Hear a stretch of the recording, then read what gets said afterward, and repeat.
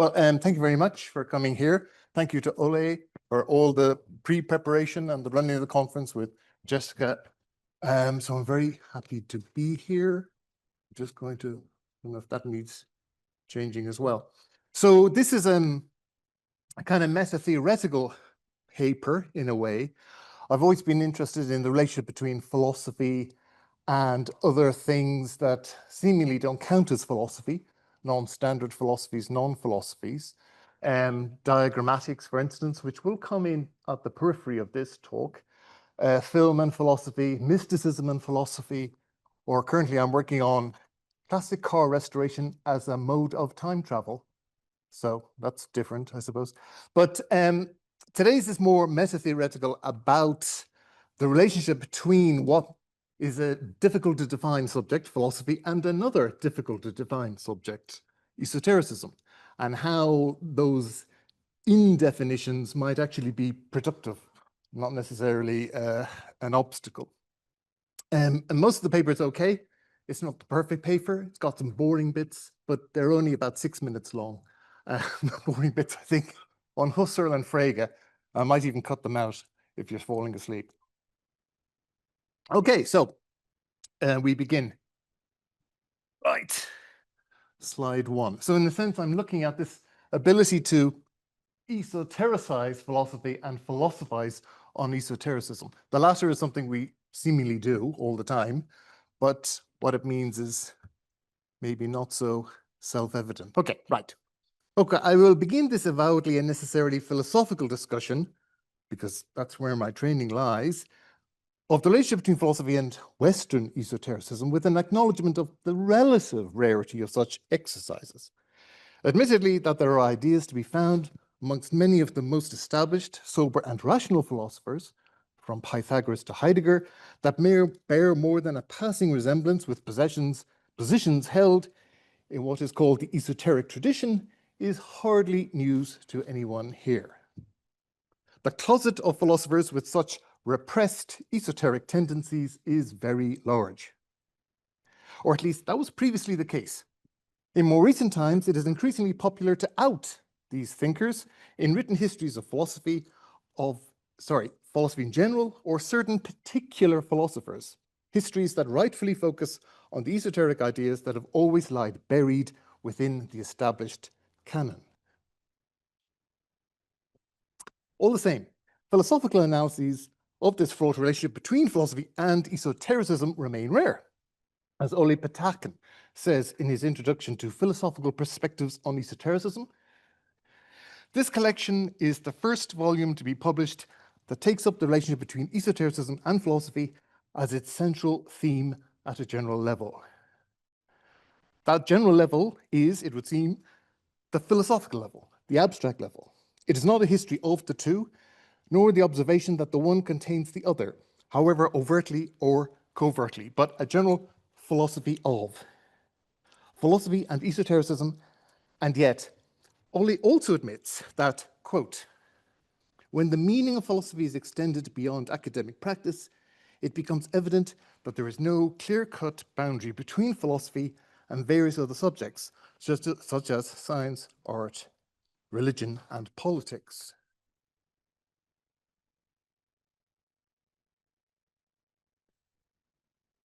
But if this is the case, that esotericism and philosophy cannot be clearly differentiated, then we must also inquire into whether a philosophy of esotericism and philosophy might not also be, and at the same time, an esoteric thought of esotericism and philosophy. It is this dynamic tension that I wish to outline here, at least programmatically, not as a straightforward philosophy of the two, as if they could be kept distinctly apart, with one, esotericism in particular, offering itself up as the object for the philosopher-subject's authoritative gaze. Nor would it be the contrary that simply turns the tables on philosophy and esotericism by conflating it with a higher order level of esoteric knowledge, one that may or may not be dubbed occult or mystical. Rather, the dynamic tension between the two, esotericism and philosophy, will be outlined even as each is reflected in the ideas and practices of the other. tension that might be captured as both a philosophy of esotericism and philosophy, and at the same time, an esotericism of philosophy and esotericism, if you're following all that. The indistinction or indefiniteness operates, in other words, at both the object level, two subjects being brought together for an exercise in compare and contrast, and at the higher order level too, an inquiry that is simultaneously an esotericized philosophy and a philosophized esotericism. Of course, there is a history to such indivisions too, one that has been observed many times running from Pythagoras and Plato through Novalis, Spinoza and Hegel, and up to Heidegger and Bergson, to mention just a few names.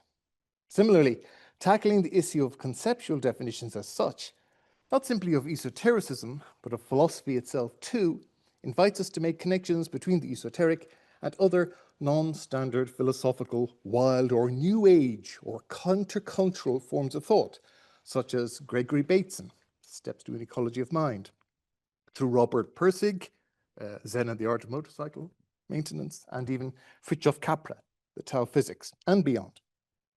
Just as Western esotericism has been defined as a repressed knowledge in one instance, so philosophy can be seen as a continual exercise in epistemic authority and repression, casting various others, many of whom might still be deemed proper philosophies in other quarters, as the very definition of a non-philosophy, for whatever the reason.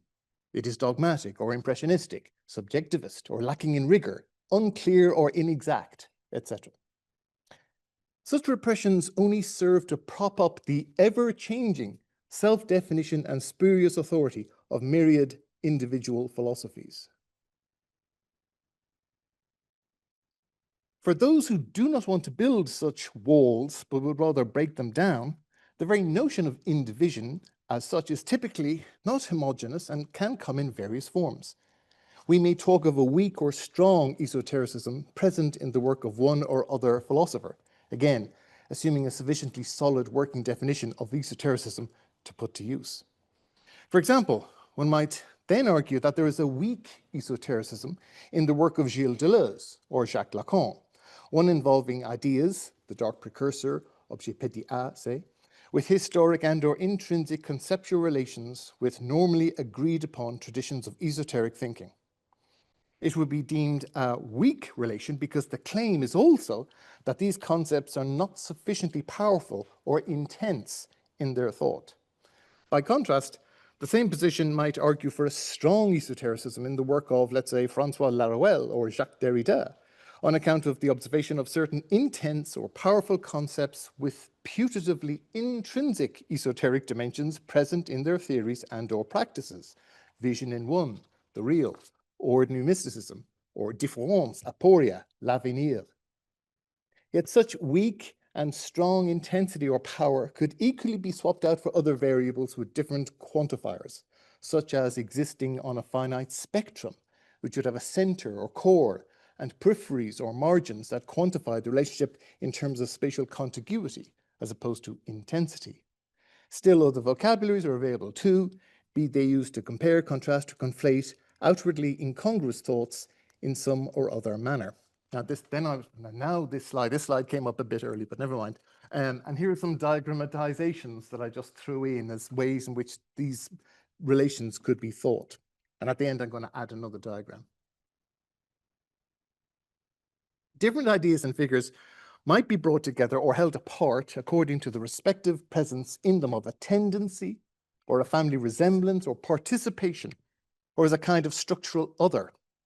Yet again, however, each of these terminologies doubtless brings with it some kind of philosophical and no doubt esoteric baggage with it, too, were we to dig deeply enough, as tendency from Bergson, family resemblance, Wittgenstein, participation, Heidegger, or a kind of structural other, Levinas meets Levi-Strauss. The terminologies proliferate indefinitely and at the same time continue to rest on prior philosophical assumptions that beg the question. When is one idea core and another peripheral? What makes an other, for instance? In other words, the nature of the and in philosophy and esotericism is multiple, and as such is deserving of philosophical, esoteric, and esoterico-philosophical study. What I think can be said, by me at least for now, without too much fear of falling into the abyss of proliferating terminologies, is that a good deal of the discourse concerning any definition, or lack of definition, as to what counts as esoteric or philosophical can be described as either substantialist or relational. Substantialist here does not automatically mean essentialist, however. For example, the pioneering work of Antoine Favre, which went a long way towards establishing the study of esoteric thought as a subject recognized within the academy, is often characterized as an essentialist approach. This is on account of Favre citing 6 characteristics, you'll all know these, the presence of which is necessary to any thought he would define as esoteric. 1, correspondences between things. 2, living nature. 3, imagination and mediations. 4, the experience of transmutation. 5, concordance between different religions, traditions. And 6, transmission, a continuous lineage of masters and disciplines. Favre's 6-fold account might be described as maximalist when contrasted with the more minimalist, but still essentialist, theory found in Koku von Stuckrad's work on esotericism. Pardon my pronunciation. For von Stuckrad, as Olli Pitkänen reminds us, and I'm relying a lot on Olli's great work here, it is simply the claim to secret knowledge that should be regarded as the defining characteristic of esoteric discourse. Such a simple definition is also useful because it is so expansive, potentially opening a vast breadth of traditionally disparate discourses to being characterized as esoteric, though it may also open itself up to the charge of being unwieldy, catching as much in its net that it leaves the subject both everywhere and nowhere. Such essentialist accounts that pivot on the contents of esotericism, its subject matter, be it wide or narrow, are usually contrasted with quasi-structuralist ones that characterize the esoteric in terms of its relationship with other bodies of knowledge. Indeed, it is not the contents, what esotericism talks about, that counts, but the epistemic status of its discourse in relationship with other knowledges. Here are 2 examples usually come to mind. Firstly, there is Wouter Hanegraaff's theory of rejected knowledge that sees the contents of what comes to be called esoteric as a result of a frequently forgotten history of exclusion found in the canonical narratives of religion, philosophy, and science. I hope I've got that approximation right. Esoteric knowledge is that which has been consigned to the margins, think of margins, peripherals, by various traditions established within post-Enlightenment rationality. To paraphrase Simone de Beauvoir on what it is to be a woman, a body of knowledge is not born, but becomes esoteric. Therewith, while what is contained amongst these excluded knowledges may vary in some parts, but remain constant in others, what is necessary is the repressive act performed by whichever form of epistemic discourse has sufficient authority to do so. A second relational theory of esotericism is another classic, Michael Burgunder's pronunciation, idea of esotericism as an empty signifier. This is even more parsimonious when contrasted with Hanegraaff's comparatively detailed one, which, according to some critics, is somewhat inflated. As Burgunder puts it, quote, esotericism can be understood as a general term of identification in the form of an empty signifier, which is articulated and reproduced by means of a discourse community and in different fields of discourse. Olli Pitkänen expands on this claim as follows, quote, Burgunder does not actually even try to define esotericism, but rather seeks to make sense theoretically of how people talking about esotericism from very different viewpoints nevertheless refer to the same thing in some minimal sense. What matters here is the relation of reference. We might even say that Hanegraaff and Burgunder respectively represent a weak and a strong relationalism. But in both cases, what is crucial is the structural relationship between different areas of knowledge and discourse, be they differentiated in terms of power and authority, Hanegraaff, or merely through variegated fields and communities of reference, Burgunder. This relationalism actually allows us to circle back, pun intended, to the essentialist accounts of Favre and van Stuckrad and make the observation that what is most significant in their case is not that they are essentialist, which they are, but they are non-relational or substantialist.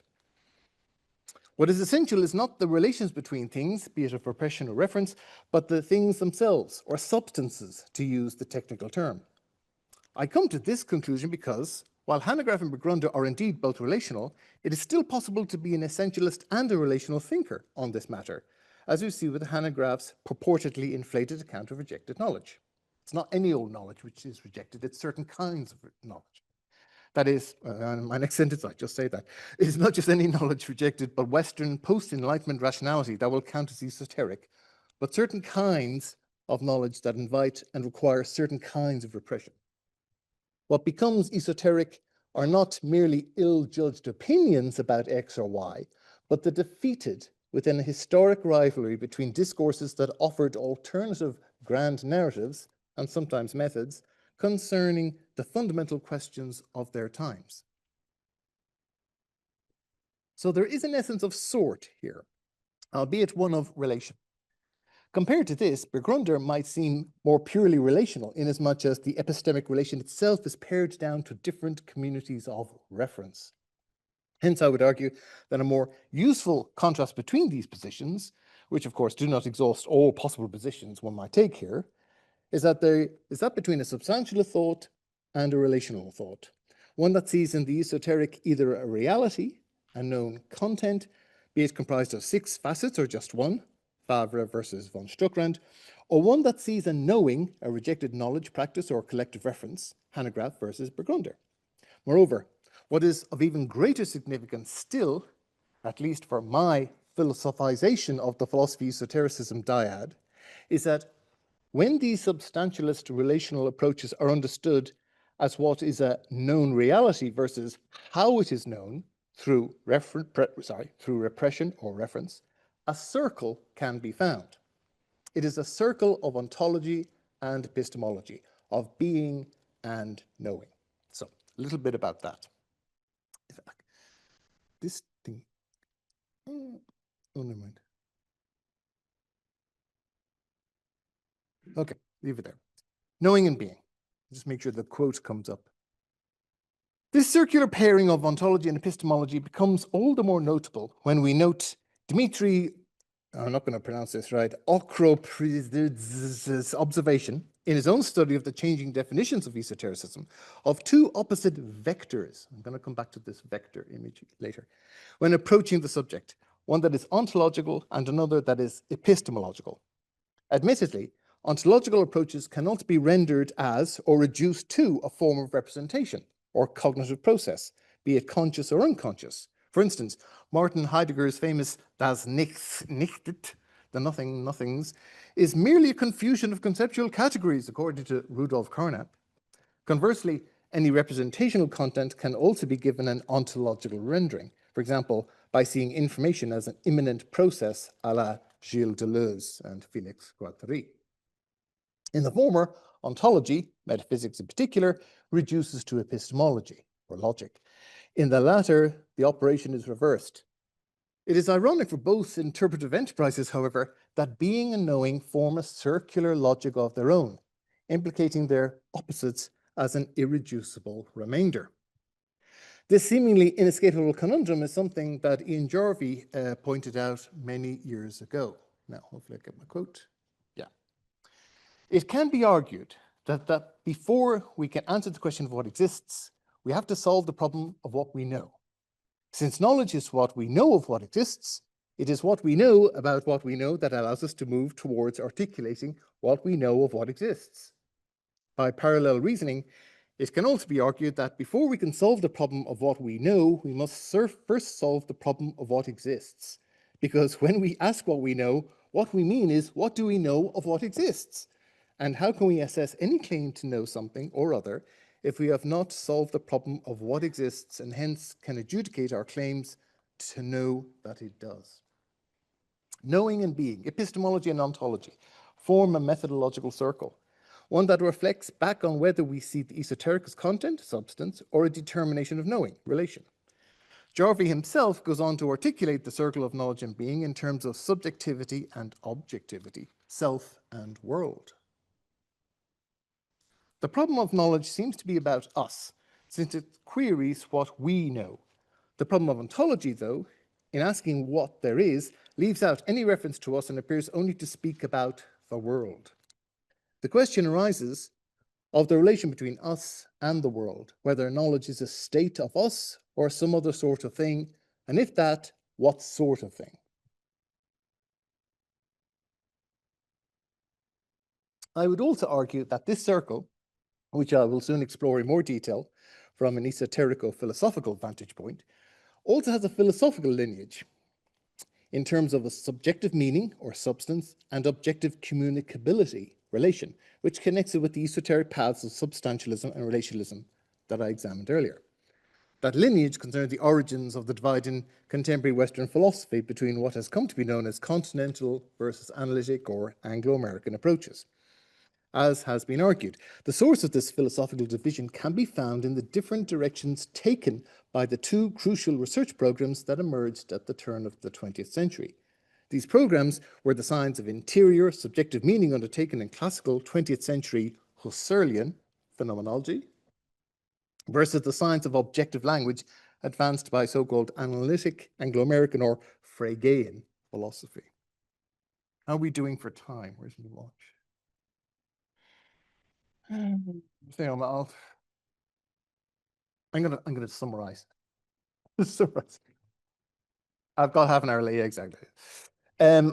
Basically, it's the old story of this is as Michael Dummett tells us in his book on the origins of analytic philosophy. He kind of sets these two up as the what eventually becomes philosophy of language, be it formalized language in analytic philosophy or even ordinary language in the ordinary language circles, and then eventually turns into cognitivist philosophy.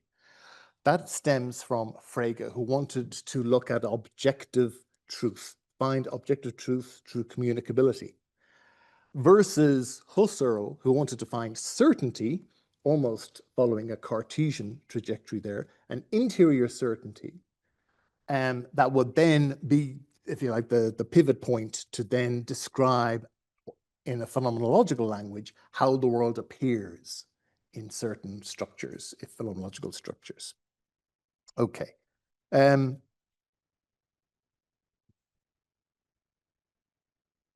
just go here and then finish this section.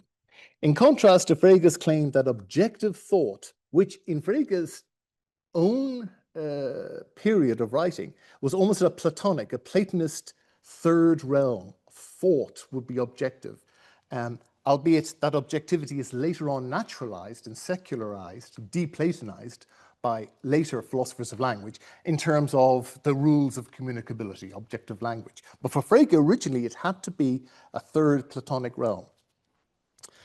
Thought must be examined through an analysis of public language.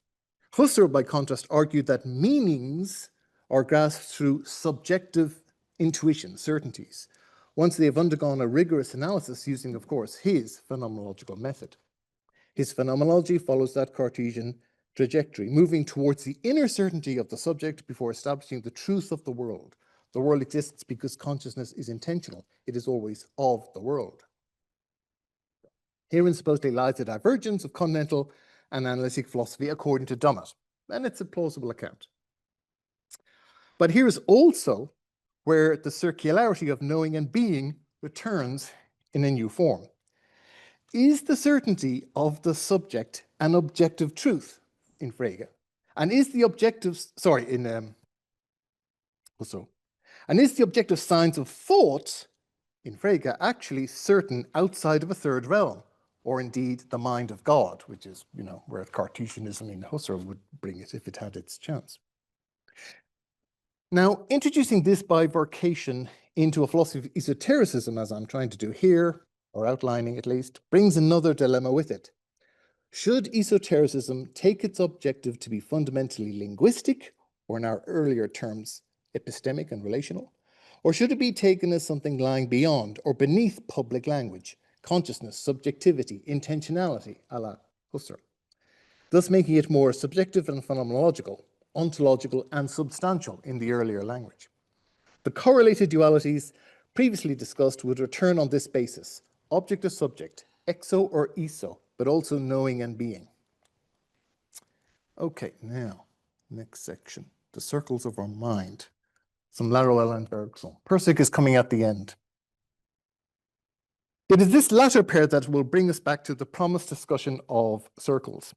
I'll do this with examples of two unorthodox philosophers, Francois Laruelle and Henri Bergson, whose work has long been known to have mystical and esoteric themes present within it. These analyses go beyond comparative exercises, however. They show us, I would argue, two examples of what an esotericization of philosophy, as opposed to a philosophy of esotericism, might look like, especially as regards the question of circularity within the relationships between being and knowing, or substance and relation. That Laruelle's practices of a self-styled non-standard philosophy has much to say on this topic will come as no surprise to anyone who has read his ideas concerning Gnosticism, the real, and in particular his 2007 book, Mystique non philosophique à l'usage des contemporains. Again, my pronunciation is pathetic. For him, Gnosticism denotes the equality in principle of all forms of knowledge, a kind of anarchism perhaps. Philosophy has no privileged position, as many philosophers would claim, and its vision thereby strives to replace, that is the vision of Laruelle's non-standard philosophy, strives to replace any rivalry between science, art, philosophy, esotericism, or mysticism with an equalizing gesture. All thoughts are equalized as immanent within the real, which, and this is the crucial bit, is never defined and cannot be. As soon as you define it, you're going down a type of philosophical path. There is no perspective that might transcend any others or the real as such, no view from any somewhere or nowhere. This equality of thought before the real is what Alexander Galloway puts down to Laruelle's Gnostic tendencies.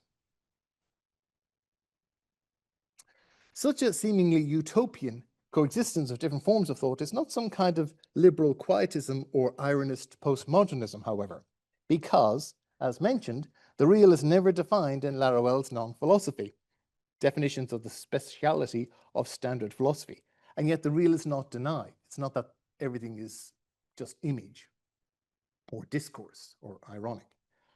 It is simply that within which all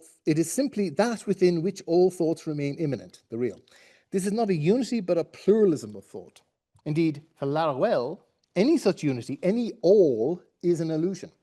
A commitment to what he calls the unitary illusion is one characteristic of what he calls bad philosophical mysticism, which he contrasts with Gnosticism or ordinary mysticism, which suffers no such delusions. What this ordinary means is that all thinking, whether it acknowledges it or not, has an immanent orientation, direction, vector. That is, it comes from or emanates from, out of the real. Thought is not about or representative of the real, but a part of it. There is a mereological relationship, part and whole, between thought and reality, between knowing and being. That said, it must also be acknowledged that some thoughts, the ones that are self-styled philosophical, perform a gesture that auto-exiles themselves as exalted, as transcendent representations from the outside, as exo. It is from this illusory, transcendent perspective that such philosophical thoughts deem themselves capable of capturing the real in their definitions. But every such withdrawal, in other words, every philosophy, is an arbitrary decision with a contingent starting point for its auto-exile. Presuppositions might be one word for that. Those starting points always load the dice in its favor, so to speak, such that certain philosophical outcomes are guaranteed. The presuppositions will give you the results. In other words, all philosophical argument is circular. But that's not necessarily a bad thing. I'm going to kill myself. Oh, no. Right. Philosophical reasoning is tautological, therefore, privileging one piece of evidence by raising its status to the transcendent. Philosophical practice mixes the real with a pre-decided schema, be it substance and accident, actual and virtual, being and nothingness, phenomenal and noumenal, and so on, each one an attempt to transcend the real. Each resulting worldview, however, is entirely relative to its decisive starting point. Here, we have what Laruelle describes as all the great circles of philosophy: unity of experience in Kant, Lebenswelt in Husserl, being in the world and care in Heidegger, general perception or flesh in Merleau-Ponty, and so on. Philosophical method will always make, quote, a circle with its object, for philosophy cannot, quote, define, develop, or describe its pre-comprehension of being. It can only describe itself qua imminent withdrawal or exile. Philosophy cannot escape its self-made circle and always returns to it. Any attempt to solve the problem conceptually only deepens it. There is no simple exit, but only the practical acknowledgement, the reorientation, or as he puts it, postural mutation that renders thought imminent, that realizes that this thought, that this philosophy that I'm expressing right now is just a part of an undefined real, an experiment or a performance even. This is other language he uses. Throughout his work, this practice of imminent thinking is described also as Gnostic, or an ordinary mysticism, an immediate, always already performance of thought as imminent, as only one part of the real. As Laruelle puts it, quote, the mystical is pre-philosophical, or as we will say, ordinary, unquote. Now, my second example with Bergson foreshadows this attempt to break the circularity between thought and the real through a kind of creative movement, and later in his work through mystical action. This is very much in his last work on the two sources of morality and religion. Bergson's relationship with mysticism and esoteric thought are generally increasingly well charted. What I'm going to discuss here, though, is the basis of that esotericism in his pragmatist epistemology. Similar to what Laruelle dubs the illusory transcendence of standard philosophy, Bergson describes as intellectualist any philosophy that attempts to capture reality entirely in its rigid conceptual nets. This intellectualism, he argues, always fails because there is a vicious circle in every other method of philosophy. The solution to such an intellectual impasse or conceptual aporia is a philosophy of movement and action. It is the performative practice or inventive thought that breaks the logical circle simply by inventing a new meaning, by implementing a new thought, some of which might follow different logics altogether, mystical ones being one example. In respect to the specific aporia of aporia or circle of knowing and being, relation and substance, through which I have categorized a possible philosophy of esotericism, it might be worthwhile to quote in full what Bergson has to say about the apparent circularity in his own methodology, one that seemingly tries to transcend thought with another kind of thought that some people call intuition, or sometimes it's creative motion, and so on. I'm also going to use the language of action and movement. This would be, so the charge goes, a kind of bootstrapping that intellectualist or standard philosophy deems impossible. Bergson is a bootstrapper. But for Bergson, it is possible to break out of circular thinking, only through a new kind of creative action or movement. Here's the great quote from Creative Evolution. But this method, his method, has against it the most inveterate habits of the mind. It at once suggests the idea of a vicious circle. In vain, we shall be told, you claim to go beyond intelligence. How can you do that except by intelligence? All that is clear in your consciousness is intelligence. You are inside your own thought, and you cannot get out of it. Say, if you like, that the intellect is capable of progress, that it will see more and more clearly into a greater and greater number of things, but do not speak of engendering it, for it is with your intellect itself that you would have to do the work. The object presents itself naturally to the mind. But the same reasoning would prove also the impossibility of acquiring any new habit. It is of the essence of reasoning to shut us up in the circle of the given. He's obviously having a go, well, not obvious, but he is partly having a go here at Kant and Kant's categorization of the mind, but you can extend that out even to Derrida and the idea that there's nothing outside the text, or even, let's say, early Derrida. But he goes on. All right, action breaks the circle. If we had never seen a man swim, we might say that swimming is an impossible thing, inasmuch as to learn to swim, we must begin by holding ourselves up in the water and consequently already know how to swim. Reasoning, in fact, always nails us down to the solid ground. But if, quite simply, I throw myself into the water without fear, I might drown, but I may keep myself up well enough by at first merely struggling and gradually adapt myself to the new environment. I shall thus have learned to swim. So in theory, there is a kind of absurdity, of course, in trying to know otherwise than by intelligence. But if the risk be frankly accepted, action will perhaps cut the knot that reasoning is tied and will not unloose. As well as action, other names in Bergson's work for this creative method is movement and even emotion or creative emotion. Okay, I'm getting to my conclusion now. Oh dear. Let's see if this comes up. Yeah, a bit of Pirsig. That's a bit early. In the introduction to his collection Philosophical Perspectives on Esotericism, Olli Pitkänen even states that, quote, in academic philosophy, the word esoteric usually appears as a pejorative characterization that is roughly synonymous with unclear. Similarly, according to Egil Asprum's reading, Wouter Hanegraaff's relational approach leaves esotericism underdefined. Yet is this valorization of definition and clarity always useful or appropriate when looking meta-theoretically at the difference between theories? We have just seen how two philosophers, admittedly two unorthodox ones, resist offering definitions of the real and analysis in terms of concepts, two standard philosophical practices predicated on the value of clarity and exactitude.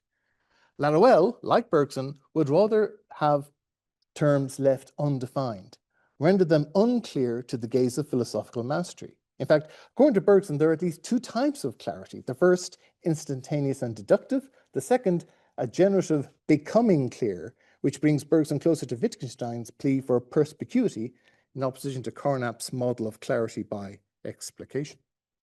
This indefinite is not merely the unclear, therefore, but what abides with unclarity, the hidden, occult, or esoteric, of course, from the Latin occultus, hidden from sight, secret, and esoteric. It also resides within a kind of indivision, as I'm trying to outline. Many of the newer histories of esotericism and/or philosophy reveal to us a much richer interplay between the mystical, the spiritual, and the rational than has been acknowledged hitherto. While mainstream philosophy will, still to this day, sometimes seek to distance itself from esoteric ideas, the two traditions are, as we increasingly learn, inextricably linked, and as this conference is very productively showing us.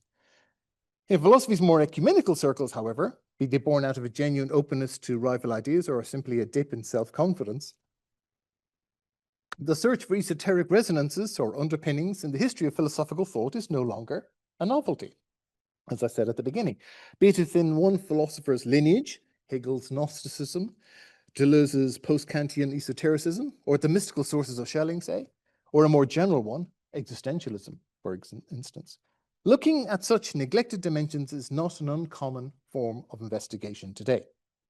All the same, as Joshua Ramy cautions us, there is still a contemporary ambivalence over the validity and significance of esoteric, let alone occult, apprehensions of nature and mind, such that a certain political risk comes with an engagement with such materials by philosophers. So as we heard Glenn talking about this morning, it's still a risky enterprise. It's better to do it when you're older and closer to retirement, maybe. Some risk also resides imminently within the study of esotericism. We saw how different meta-theoretical approaches differ vis-a-vis their assumption as regards the correct methodological and ontological starting point in contemporary philosophy, or the study of esotericism. Is it one based on communicable meaning, objective language, or epistemic relation, or one based on subjective meaning, conscious intention, or substance? The substance-relation divide, as I've suggested, rests on the reality-knowledge divide, and therefore the conceptual circularity of the latter is inherent and only bypassed through different kinds of thought. The indefinite immanence of being and knowing that abides within a circle that progresses or is broken through creative movement. The bypass to the impasse, if you like, comes with the different kinds of knowing, more immanent forms of logic, like that of Bergson's swimmer, whose action breaks a circle, only not by more conceptuality, thinking harder, so much as inhabiting the dynamic tension between the knowing and being through action. Now, I'm bringing in Pirsig here because Pirsig is one of these often excluded thinkers. I read an article in a collection on philosophy and technology, that while at the same time accepting how important Pirsig's work is, was still saying how naive he is in his explanation of Greek philosophy and so on and so on. There's always kind of dismissing it at the same time. At the core of the book, if you know it at all, is this idea of a metaphysics of quality, which I find interesting. Quality being a kind of archaic concept that will not be defined. It's a kind of, because it's an archaic concept, you could say a presupposition, or Laruelle would, and therefore, in a sense, it's an experiment, if you like.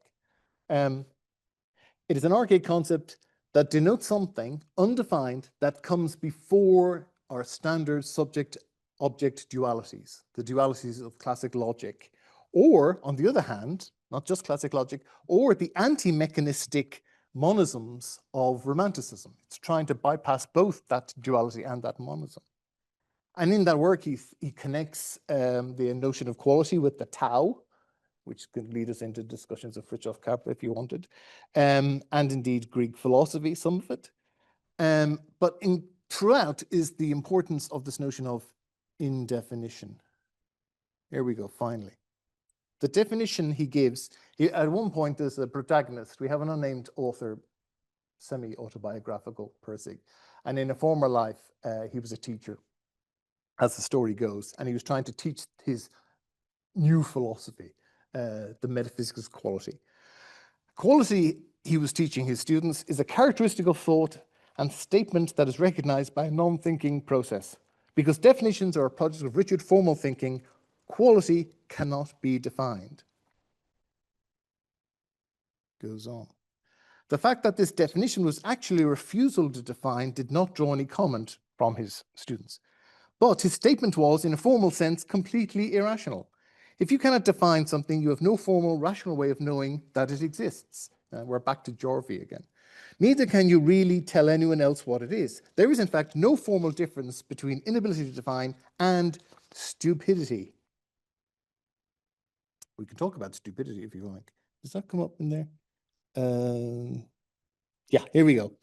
So when I say quality cannot be defined, I'm really saying formally, I'm stupid about quality. Deleuze has some interesting things to say about what he calls the transcendental idiot, which is like the kind of smartest person in the room, who really understands. It's kind of like the uber Socrates, just how little we know. But then below the definition on the blackboard he wrote, but even though quality cannot be defined, you know what quality is. And hence the whole storm started again. Now what's interesting, I haven't gone, and I won't have time to go into Pirsig that much, but of course Pirsig is part of a whole movement in the 70s about technology. Now he's trying to not become a romantic anti-technologist, but bring in this notion of equality, techne, and the good life, if you like, the spiritual together, Zen and the art of motorcycle maintenance, and hence my own work on car restoration and time travel, as it seems completely plausible to me. But this notion of counterculture is really important, this notion of counter. I could bring up also in comparison Deleuze's counter canon of philosophy. Gilles Deleuze famously wrote a counter canon to the established philosophy. A counter philosophy of Lucretius, Spinoza, Nietzsche, Bergson, against Plato, Descartes, Kant, and Hegel. We can also talk about counter knowledges with Foucault, of course.